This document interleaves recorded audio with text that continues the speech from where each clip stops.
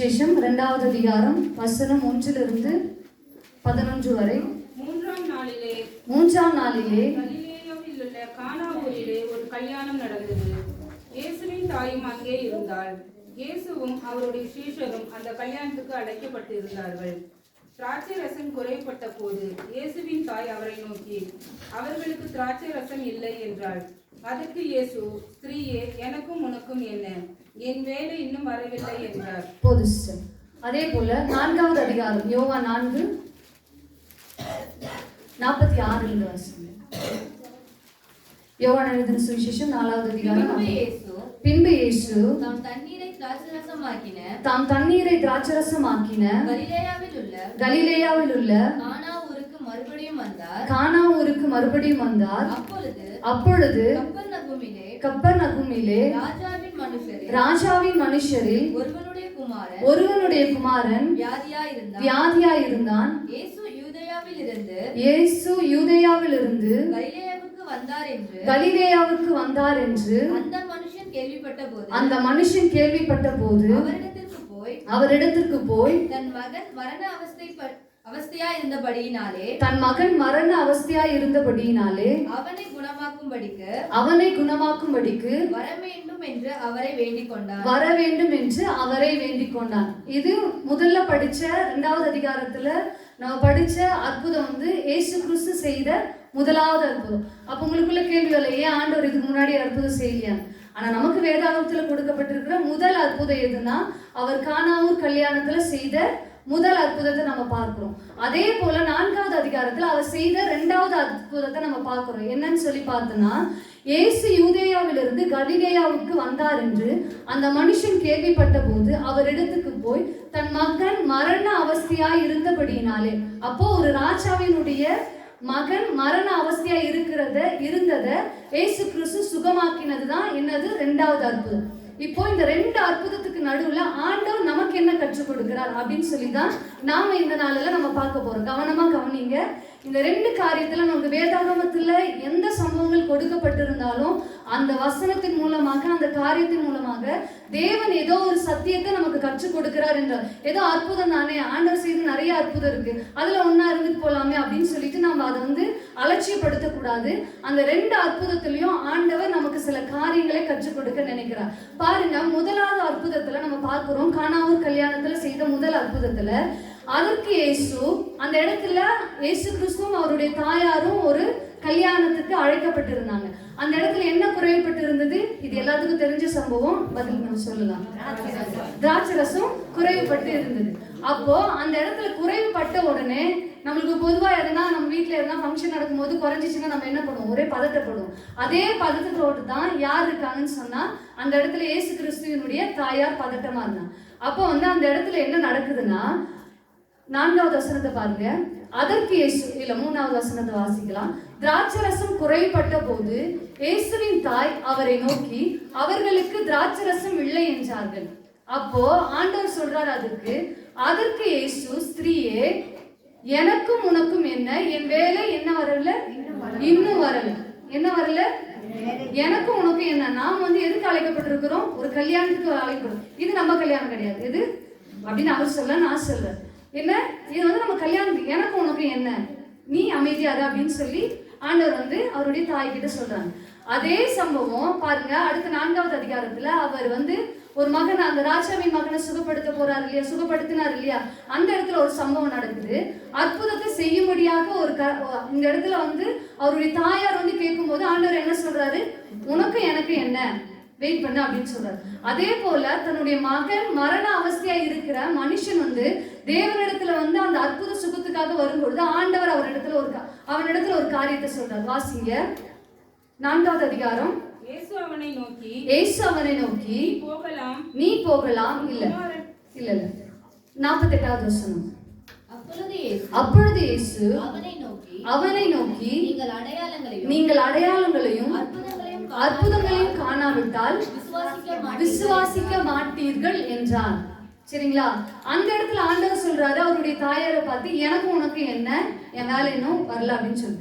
இந்த இடத்துல இந்த அற்புதத்தை பெறதுக்காக அந்த மனுஷன் அங்க வரான். மனுஷன் ஒரு குழந்தை சாகர நிலைமையில இருக்கு. தன்னுடைய மகன் சாகர நிக்கிறான்னு சொன்னா அவனுடைய மனம் எப்படி இருக்கும்?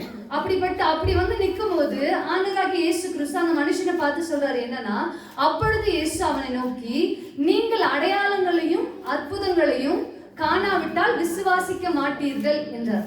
இந்த 2 கேள்வியை 2 சம்பவத்தில் நம்ம பார்த்துட்டோம். முதல்ல பாருங்க, இந்த இடத்துல அதுக்கப்புறம் நம்ம வாசிக்கிறோம். முன்னாடி அதிகாரத்தை எடுத்துக்கோங்க. 5வது வசனம், அவருடைய தாய் வேலைக்காரரை நோக்கி, அவர் உங்களுக்கு என்ன சொல்லுகிறாரோ அதன்படி செய்யுங்கள் என்றார். இந்த இடத்துல என்ன சொல்றாங்க? அவர் என்ன சொல்லுகிறாரோ அதன்படி செய்யுங்க. என்ன சொல்லுங்க பார்க்கலாம். அவர் என்ன சொல்லுகிறாரோ, இதுதான் முக்கியமான வார்த்தை. அவர் என்ன சொல்லுகிறாரோ அதன்படி செய்யுங்கள். அதே 4வது அதிகாரம் அந்த வசனத்தை பின்னாடி வாசிங்க பார்க்கலாம். அதற்கு ராஜாவின் மனுஷன், ஆண்டவரே, என் பிள்ளை சாகிறதுக்கு முன்னே வர வேண்டும் என்றான். இயேசு அவனை நோக்கி, நீ போகலாம், உன் குமாரன் பிழைத்திருக்கிறான் என்றார். எல்லாம் சேர்ந்து வாசிக்கலாம். இயேசு அவனை நோக்கி, நீ போகலாம், உன் குமாரன் பிழைத்திருக்கிறான் என்றார். அந்த மனுஷன் இயேசு சொன்ன வார்த்தையை நம்பி போனான். அந்த இடத்துல என்னது? அவர் என்ன சொல்றாரோ அதன்படி செய்யுங்க. இந்த இடத்துல அவன் எதை நம்பி போனா? அவருடைய வார்த்தையை நம்பி போனான். அது ரெண்டுமே எதுனா வார்த்தை. என்னது? அவர் என்ன சொல்றாரு, அவர் என்ன சொல்லியிருப்பாரு? வார்த்தையை தான் சொல்லியிருப்பாரு. இந்த இடத்துல என்னதான் சொல்லியிருக்காரு? வார்த்தையை தான். அப்போ அவருடைய தாய்கிட்ட என்ன சொல்றாரு? அங்க இருக்கிற மனுஷங்களை அவர் என்ன செய்யறாரு, அவர் என்ன சொல்றாரோ அதன்படி செய்யுங்க. அப்ப அந்த வார்த்தையில என்ன இருக்கு? அற்புதம் இருக்கு. இந்த இடத்துல நம்ம பாக்குறோம், அவர் சொன்ன வார்த்தையை நம்பி என்ன பண்ணா? போனா அவனுடைய மகன் என்ன ஆயிட்டான்? சுகமாயிட்டான். முதல்ல இந்த இடத்துல ஆண்டவர் வந்து கிரியை செய்யலன்னா, அவர் வந்து அந்த திராட்சரசம் குறைவுபட்டவனா போய் அந்த பாத்திரத்தை எடுத்து தண்ணியை ஊத்தி அவர் என்ன பண்ணல? கைகளனால கிரியை செய்யல. இந்த இடத்துல என்ன பண்ணல? அவர் போய் தொட்டு சுகமாக்கல அந்த மனுஷன், அந்த பையனை. ரெண்டுமே எதனால நடந்துச்சுன்னா வார்த்தையினாலதான். ரெண்டுமே எதனாலதான் நடந்துச்சு? வார்த்தையினாலதான் நடந்துச்சு. அதுக்கு முன்பாக அந்த இடத்துல ஒரு சம்பவம் நடக்குது. என்னன்னா, அவர் சொன்ன உடனே அங்க இருக்கிற பந்தி விசாரிப்புக்காரர்கள் என்ன பண்ணிட்டாங்கன்னா, அதன்படியாக அந்த வசனத்தை வாசிங்க பார்க்கலாம். ஒருத்தர் 2வது அதிகாரத்தை வச்சுக்கோங்க, சில பேர் 4வது அதிகாரத்தை வச்சுக்கோங்க. யூதர்கள் தங்களை சுத்திகரிக்கும் முறைமைப்படியே ஒவ்வொன்றும் 2-3 குடம் தண்ணீர் கொள்ளத்தக்கதாக 6 கச்சாடிகளை அங்கு வைத்திருந்தது. இயேசு வேலைக்காரரை நோக்கி, ஜாடிகளில் தண்ணீர் நிரப்புங்கள் என்றார். அவர்கள் அவைகளை நிறைய நிரப்பினார்கள். அவர் அவர்களை நோக்கி, நீங்கள் இப்பொழுது மொண்டு பந்தி விசாரிப்புக்காரரிடத்தில் கொண்டு போங்கள் என்றார்.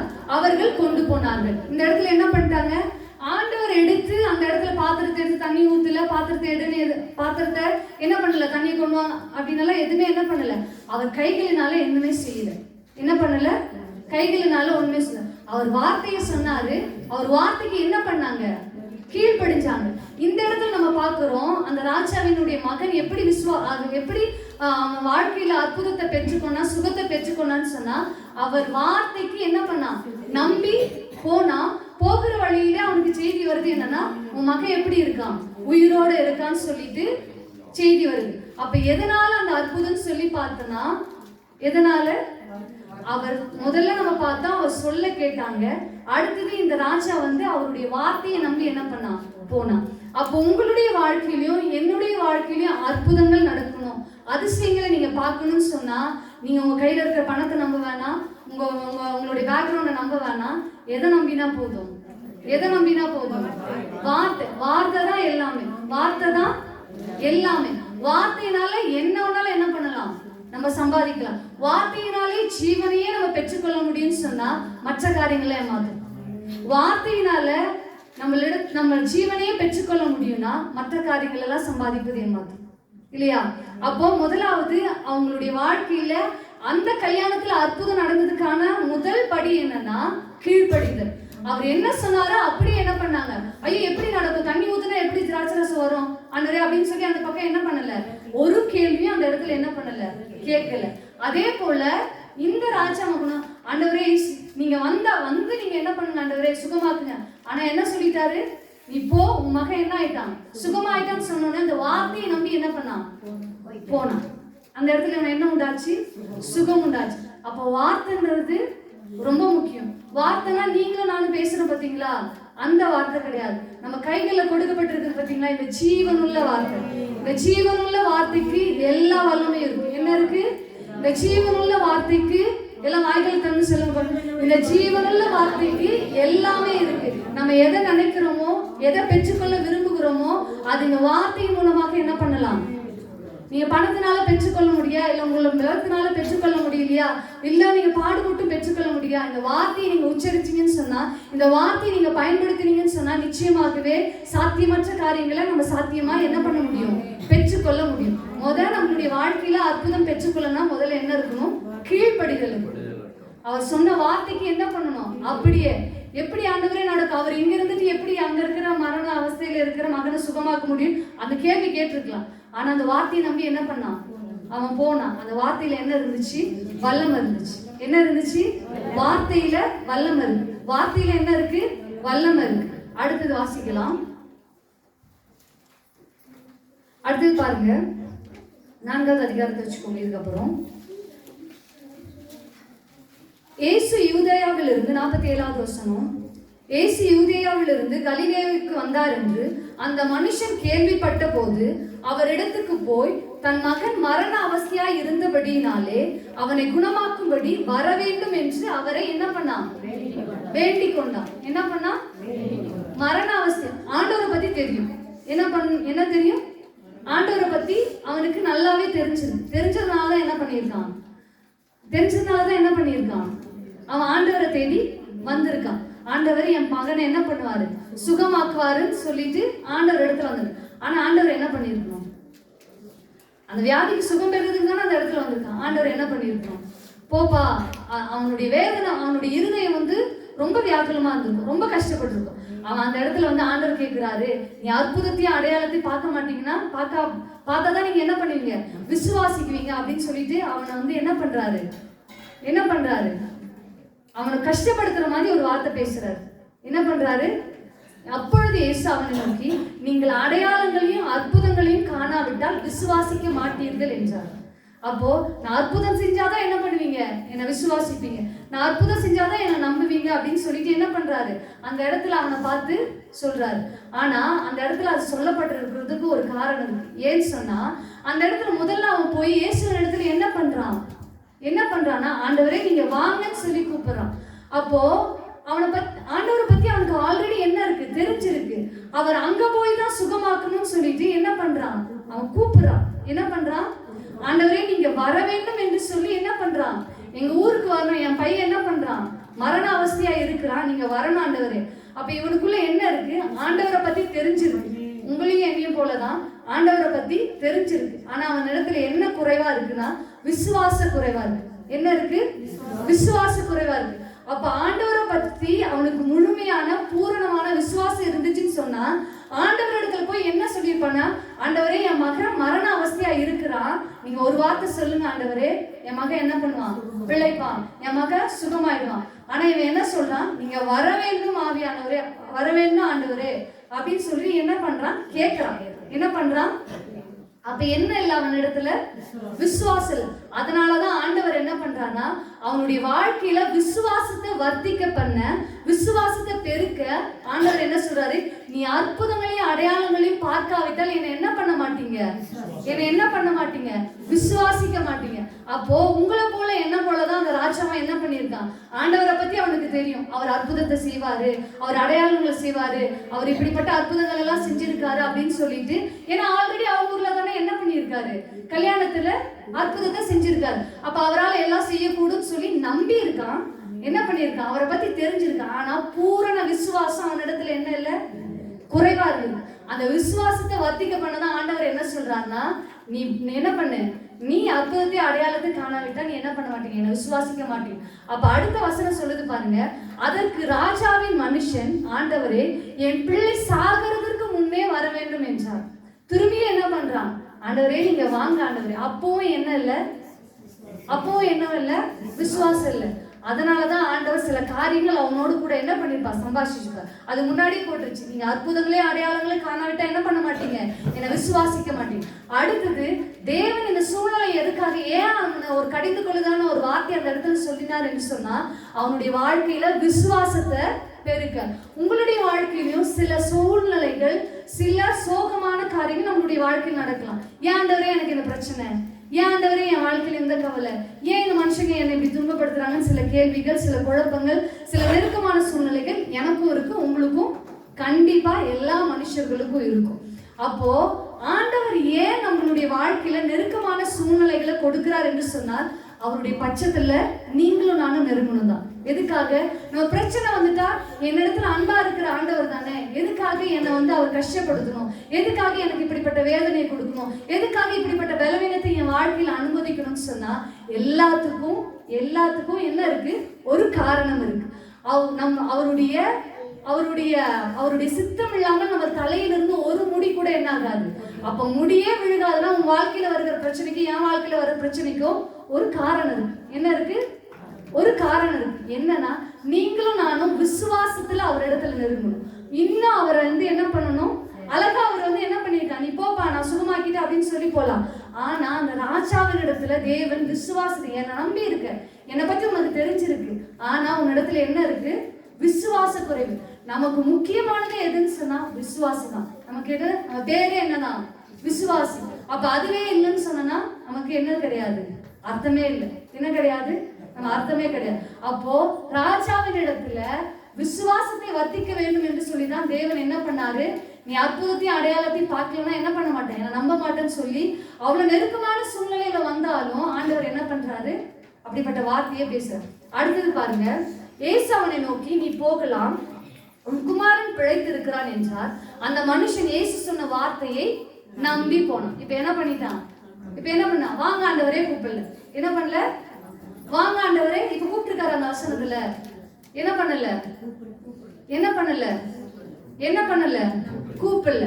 என்ன பண்ணிட்டான், அவர் சொன்ன வார்த்தையை நம்பி என்ன பண்ணிட்டான், நம்பி போயிட்டான். அப்போ நம்பினாதான் என்ன உண்டு, விசுவாசம் பெருகும். அவருடைய வார்த்தையை நம்பினாதான் என்ன ஆகும், நம்மளுடைய வாழ்க்கையில அப்ப நம்பணும், விசுவாசிக்கணும். நம்ம என்ன பண்ணணும், நல்லா போன் பார்க்கணும், நல்லா கதை பேசணும், நல்லா டிவி பார்க்கணும், நேரத்தை என்ன பண்ணணும், வரையாம செலவு செய்யணும். அப்படி இருந்தா என்ன ஆகாது, விசுவாசம் வர்த்திக்காது, விசுவாசம் பெருகாது. உங்களுடைய வாழ்க்கையில நெருக்கமான சூழ்நிலை வந்துச்சா, நெருக்கமான சூழ்நிலை வந்துட்டோம்னா நம்ம என்ன பண்ணுவோம், இப்போ சரீரத்தில் பலவீனம் வந்துச்சுன்னா நம்ம என்ன பண்ணுவோம், டக்குன்னு என்ன பண்ணுவோம், இதுக்கு ஸ்பெஷல் டாக்டர் யாரு அப்படின்னு சொல்லி நம்ம போய் பார்ப்போம். இல்ல ஒரு வேளை கடன் பிரச்சனை இருந்துச்சுன்னா இதுக்கு யார் பணம் கொடுப்பா அப்படின்னு சொல்லிட்டு என்ன பண்ணுவோம், போ. ஆனா நம்ம பண்ண வேண்டியது என்ன தெரியுமா, நம்ம என்னதான் வந்தாலும், என்ன சரீரமா இருந்தாலும் சரி, மற்ற சூழ்நிலைகளா இருந்தாலும் சரி, எல்லாத்தையும் ஜெயம் எடுக்க ஒன்னே ஒண்ணு போதும், அவர் வார்த்தை மாத்திரம் போதும். அவர் வார்த்தை மாத்திரம் போதும். அவர் வார்த்தையினால எல்லாமே உண்டு. வாய் திறந்து நம்ம சொல்லலாமா, அவர் வார்த்தையினால எல்லாம் உண்டு. அவர் வார்த்தையினால பலன் உண்டு. அவர் வார்த்தையினால விடுதலை உண்டு. அவர் வார்த்தையினால சுகம் உண்டு. எல்லாமே எதுல இருக்குன்னு சொன்னா அவருடைய வார்த்தை. அவருடைய வார்த்தையை நம்பி நம்ம ஜீவிப்போம் என்று சொன்னால் நிச்சயமாகவே நம்ம வாழ்க்கை பெற்ற சந்ததிகள். அடுத்து நம்ம வாசிக்கலாம். அவன் போகையில் அவருடைய ஊழியக்காரர் அவனுக்கு எதிர்கொண்டு வந்து, உங்களுடைய குமாரன் பிழைத்திருக்கிறான் என்று அறிவித்தார்கள். என்ன பண்ணாங்க, போகும்போது என்ன பண்ணிட்டாங்க, இவன் போறான், என்ன பண்ணிட்டான், நீங்க வாங்க ஆண்டவரேன்னு சொல்லி என்ன பண்ணல, திருப்பி கூப்பிடல, வார்த்தையை நம்பி என்ன பண்ணிட்டான், போகும். வார்த்தையை நம்பி ஆரம்பிச்சவனே, நம்பின உடனே அவனுடைய வாழ்க்கையில பாருங்க அற்புதம் நடக்குது. உடனே அவனுடைய வேலைக்காரன் என்ன பண்றான், எது நோக்கி வரான். ஒருவேளை இவன் வந்து லேட் ஆயிடுச்சு, போய் ராஜாவை கூப்பிட்டு வரலாம், ரொம்ப என்ன பண்றான், ரொம்ப இதுவா இருக்கானே அப்படின்னு சொல்லிட்டு கூட அவன் கிளம்பி வந்திருக்கலாம். ஆனா இந்த இடத்துல அவனோடு கூட, அந்த ராஜாவோடு கூட தேவன் சம்பாஷிக்கும் பொழுதே, தேவன் அந்த அவனுடைய காரியங்களை பேசும் பொழுதே அவனுடைய மகன் அங்க என்ன பண்ணிட்டான், சுகமாயிட்டான். அப்ப அவன் அடுத்தது பாருங்க, ராஜா வந்து எப்படிப்பட்டவனா, ரொம்ப ரொம்ப அவர் ரொம்ப ரொம்ப பெரியவர் தான் நினைக்கிறேன். அடுத்ததெல்லாம் பாருங்க. அவன் போகையில் அவனுடைய ஊழியக்காரர் அவருக்கு எதிர்கொண்டு வந்து, உம்முடைய குமாரன் பிழைத்திருக்கிறான் என்று அறிவித்தார்கள். என்ன பண்ணிட்டாங்க, ராஜா கிட்ட வந்து அவனுடைய வேலைக்காரன் என்ன பண்ணிட்டான், உடைய குமாரன் பிழைத்திருக்கான். அடுத்து என்ன பண்ண, இவன் ஸ்தோத்திரம் சொல்லிட்டு சும்மா இருக்கணும்ல, என்ன பண்ண, அடுத்த வேலையை இவர் என்ன பண்றாரு பாருங்க. அப்பொழுது எந்த மணி நேரத்தில் அவனுக்கு குணமாயிற்று, என்று அவர்களிடத்தில் விசாரித்தான். என்ன பண்ணாரு? இப்ப நான் நினைச்ச மாதிரி நீங்களே என்ன பண்றீங்க நினைக்கிறீங்க? இவன் அற்புதம் பெற்றால அமைதியா இருக்கணும்ல, அப்புறம் என்ன பண்ற? எப்ப நடந்துச்சு, என்ன நடந்துச்சு? ஆனா இதுக்கும் ஒரு காரணம் இருக்கு. என்னன்னா, அவர் வார்த்தை அவர் சொன்ன மாத்திரத்திலே அந்த இடத்துல என்ன உண்டாயிடுச்சுன்னா சுகம் உண்டாயிடுச்சு. அந்த வார்த்தை 2 நாள் கழிச்சோ, 1 நாள் கழிச்சோ, பல மாதங்கள் கழிச்சோ, பல வருஷங்கள் கழிச்சோ என்ன ஆகல செயல்படல. சொன்ன மாத்திரத்திலே என்ன ஆயிடுச்சு. அதனாலதான் அந்த கேள்வி அந்த இடத்துல என்ன பண்றா, வேலைக்காரன் கிட்ட கேட்கிறான், எப்ப நடந்துச்சு, எப்போ தன்னுடைய மகன் சுகமானா அப்படின்னு சொல்லி கேட்கிறான். அப்பொழுது எந்த மணி நேரத்திலே அவனுக்கு சுகம் உண்டாயிற்று என்று அவர்களிடத்தில் விசாரித்தான். அவர்கள் நேற்று 7ஆம் மணி நேரத்தில் ஜுரம் அவனை விட்டது என்றார்கள். அப்போ வார்த்தையை நம்பினா என்ன உண்டு? சுகம் உண்டு. வார்த்தையை நம்பினா பலன் உண்டு. எந்த அரை குறைமா கிடையாது. அரைகுறைமா அவன் என்ன பண்ணான்? வாங்காண்டவரே கூப்பிடும் போது அந்த இடத்துல என்ன நடந்துச்சுன்னா தாமதம் நடந்துச்சு. ஆனா விசுவாசித்து அவர் வார்த்தையை நம்பி என்ன பண்ணா, போக புறப்பட்ட ஸ்பாட்லயே என்ன உண்டாச்சுன்னா அந்த இடத்துல அற்புதம் நடக்க ஆரம்பிச்சது. அப்ப அடுத்தது பாருங்க, உன் குமாரன் பிழைத்திருக்கிறான் என்று இயேசு தன்னுடைய சொன்ன மணி நேரம் அதுவே என்று தகப்பன் அறிந்து அவனும் அவன் வீட்டார் அனைவரும் விசுவாசித்தார்கள். அப்போ அவன் வாழ்க்கையில, ராஜாவினுடைய வாழ்க்கையில ஏன் இப்படிப்பட்ட சில தாமதங்கள் தேவன் கொடுத்தார்னா, நம்மளை கொண்டு என்ன பண்ணணும்? நான் வீட்டார ரட்சிக்கணும்னு சொல்லிதான். என்ன பண்ணணும்? என்ன கொண்டு என் வீட்டார ரட்சிக்கணும். என்ன கொண்டு சுற்றி இருக்கிற ஜனங்களை என்ன பண்ணணும்? சில சூழ்நிலைகள் நம்மளுடைய வாழ்க்கையில தேவன் எதுக்காக அனுமதிக்கிறார்னா, சுற்றி இருக்கிற ஜனங்கள் தேவன் விசுவாசிக்கலாம். எதுக்கு? சுற்றி இருக்கிற ஜனங்கள் என் வாழ்க்கையில பிரச்சனை அனுமதிக்க எதுக்கு சுற்றி இருக்கிற ஜனங்கள்? அதுக்கும் என்ன இருக்கு? காரணம் இருக்கு. நாம ஏன்னா நம்ம விசேஷித்தமானது தேவனுடைய. ஏன்னா அவரை பத்தி என்ன பண்ணாங்க? அவருக்கு ராஜாக்கு என்ன தெரிஞ்சு? ஆண்டவரை பத்தி தெரிஞ்சிருந்துச்சு. ஆனா என்ன இல்ல? விசுவாசம். அப்போ இதுல 2 காரியமும் நடக்கும். அவனும் விசுவாசத்துல அவனும் பெருகணும். அதே போல என்ன நடக்கணும்? அற்புதமும் நடக்கணும். அப்போ சுற்றி இருக்கிற ஜனங்களும் ரட்சிக்கப்படணும். என் வாழ்க்கையில நமக்கு என்ன தேவை? நம்ம ரட்சிக்கப்பட்டுட்டோம். ஆனா என்ன குறைவா இருக்கு? விசுவாச குறைவா இருக்கு. அப்ப அந்த விசுவாசத்தை பெருக்க சில தாமதங்கள் நம்மளுடைய வாழ்க்கையில தேவன் என்ன பண்ணுவார்? அனுமதிப்பார். சங்கீதக்காரனாகி தாவீது 119ஆம் சங்கீதத்துல 71ஆவது வசனத்தை எடுத்து வாசிங்கள. 119:71.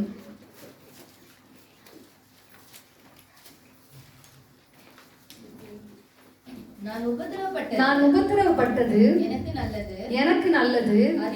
அதனால் உமது பிரமாணங்களை கற்றுக்கொள்ளுகிறேன்.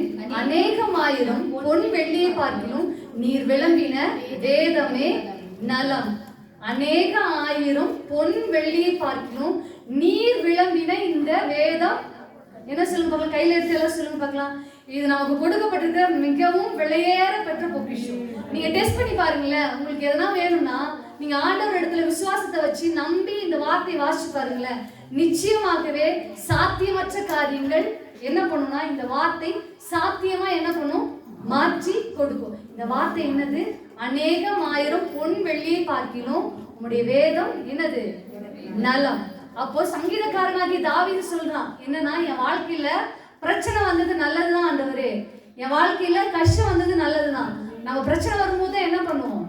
ஆண்டவரை ஒரு பிரச்சனை வந்தாதான் அதுக்கான காரணத்தையோ அதுக்கான விடுவிக்கிறதுக்கான சூழ்நிலையை என்ன பண்ணுவோம்? தேடுவோம். இப்ப பிரச்சனை இல்லைன்னு சொன்னா நம்ம எப்படி இருப்போம்?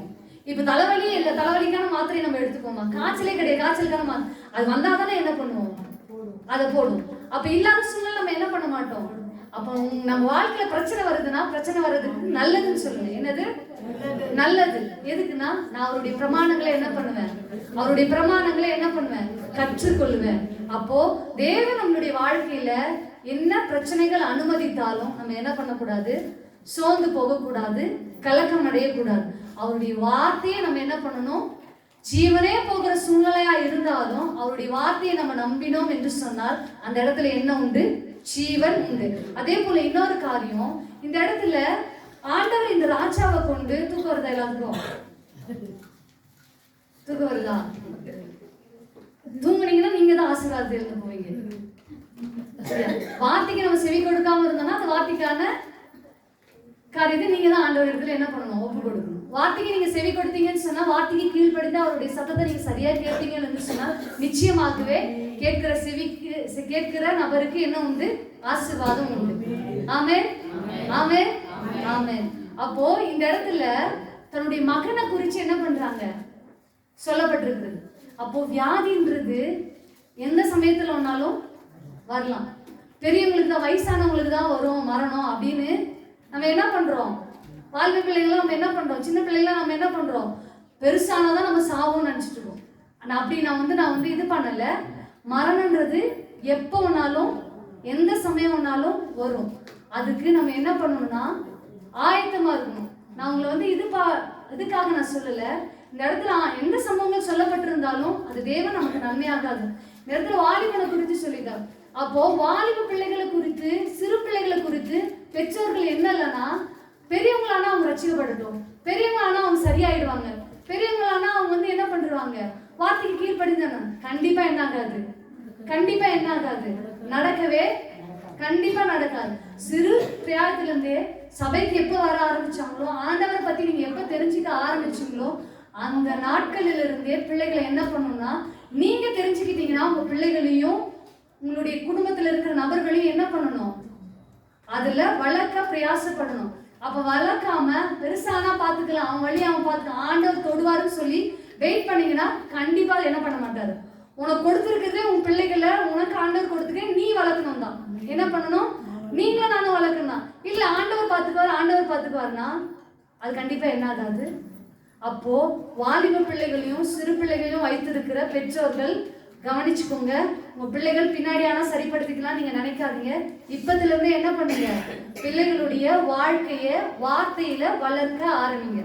என்ன பண்ணுங்க, கடந்த வாரத்துல நாங்க ஒரு வாரம் போன வாரத்துல நான் ஒரு முடிவு எடுத்து என்ன பண்ணேன்னா, அனுதினமும் சர்ச்சில் இருக்க பிள்ளைங்களாம் சேர்ந்து வேதத்தை வாசிக்கலாம்னு சொல்லி. நிச்சயமாகவே மாற்றம் உண்டாச்சா? உன்னால படிப்படியாக தான் மாற்றங்கள் உண்டாகும். நான் கேட்ட காரியம் என்னன்னா, ஒரு வாரம் ஒரு மகன் ஃபுல்லா அட்டன் பண்ணி வேதத்தை வாசிச்சான். அவங்க பெற்றோர் அவங்க கூட சகோதரி 2 பேருமே சொன்ன காரியம், அவன் இடத்துல சில மாற்றங்களை நாங்க பார்க்கிறோம். அப்போ வேத வாசகங்களை வாசிக்கும் பொழுது சில மாற்றங்கள் உண்டாகும் என்று சொன்னால், அதன்படி உங்க பிள்ளைகளையும் அதன்படி நாமும் வாழ்வோம் என்று சொன்னால், தேவன் எவ்வளோ அற்புதங்களே அதிசயங்கள் நம்மளுடைய வாழ்க்கையில செய்வார். செய்வாரா செய்ய மாட்டார்? கண்டிப்பா செய்வார். அப்ப உங்களுடைய வாழ்க்கையில வருகிற எதிரான சூழ்நிலைகள், கவலையான காரியங்கள், சரீர காரியங்களை குறித்து நீங்க என்ன பண்ணாதீங்கன்னா, ஒரு நாளும் கவலைப்படாதீங்க. எல்லாவற்றையும் வார்த்தையை கொண்டு நம்ம என்ன பண்ண முடியும், ஜெயத்தை பெற்றுக்கொள்ள முடியும். ஒண்ணு பண்ணா போதும், அவருக்கு கீழ்ப்படிந்தா போதும். அந்த இடத்துல முதல்ல என்ன பண்ணாங்க, அவங்க கீழ்ப்படிந்தாங்க. என்ன எதிர்த்து என்ன பண்ணல, கேள்வி கேட்கல. 2வது என்ன பண்ணாங்க, வார்த்தையை நம்பினாங்க. இது 2மே செஞ்சாங்க. அவங்களுடைய வாழ்க்கையில என்ன உண்டாச்சு, விசுவாசம் பெருகினது. அவங்களுடைய வாழ்க்கையில மாத்திரமல்ல, சுற்றி இருக்கிறவர்களும் என்ன பண்ணாங்க. அந்த வசனம் போட்டிருக்கு பாருங்க, 4வது அதிகாரம் யோவான் 4.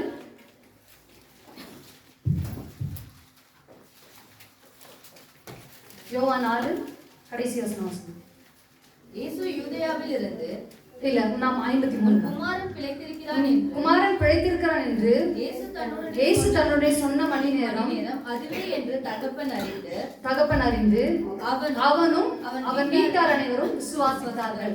அப்போ கீழ்ப்படியணும், நம்பணும், அடுத்து என்ன பண்ணணும், இது 2 செஞ்சா ஆட்டோமேட்டிக்கா என்ன உண்டாயிடும், விசுவாசம் பெருகும். அப்போ விசுவாசம் பெருகிச்சு சொன்னா நம்ம வாழ்க்கையில மாத்திரமல்ல, சுற்றி இருக்கலும் தேவன், அதுதான் நமக்கு முக்கியம். நாம மட்டும் அற்புதத்தை பெற்றுக்கொண்டு நாம மட்டும் நல்லா இருக்கணும்ல, சுற்றி இருக்கிறவங்களும் என்ன பண்ணணும், ஆண்டவரை ஆராதிக்கணும், ஆண்டவரை ஏற்றுக்கொள்ளணும், ஆண்டவரை விசுவாசிக்கணும். அப்போ இது எல்லாமே எதுல நடக்கும்னா, இந்த வார்த்தையினாலதான் நடக்கும். எல்லாமே எதுல நடக்கும், எல்லாமே எதுல நடக்கும்.